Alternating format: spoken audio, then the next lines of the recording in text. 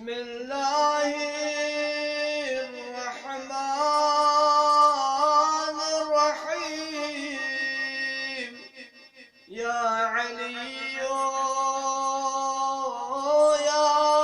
عظيم، يا غفور يا رحيم، أنت الرب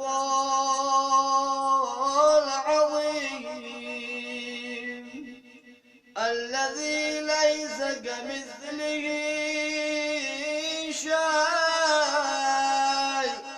وهو السميع البصير. وهذا شهر عظمته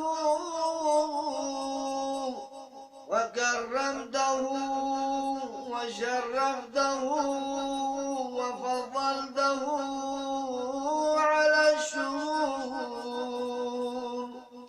وهو شهر الذي فرضت صيامه علي، وهو شهر